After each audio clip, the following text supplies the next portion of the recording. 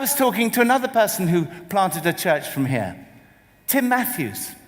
He planted a church in Bournemouth 28 months ago. And he was reminding me of what happened.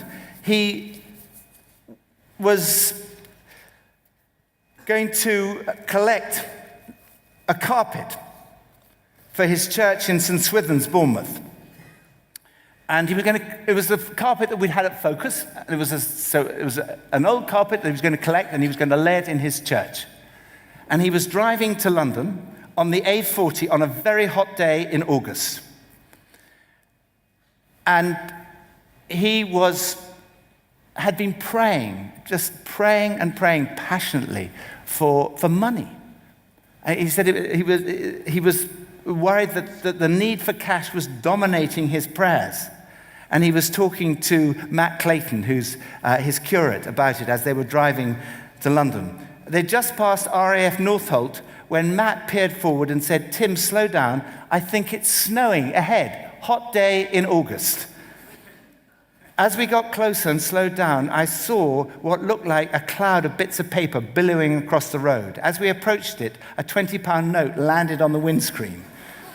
And in an instant, we realized the fluttering cloud of paper was actually money. By this stage, traffic was near standstill. So I made a snap decision, yanked on the handbrake, put on the hazard lights, turned to Matt and shouted, "Get out and grab as much as you can." We leapt around, trying to catch all these £5, £10, £20 notes fluttering about. I remember tucking in my T-shirt and trying to stuff as much cash down it as possible. We collected over £300. We called the police, of course, and told them. I recalled the difficulty Matt had on the phone when trying to explain what was happening. I remember him saying, "Well, it's snowing money."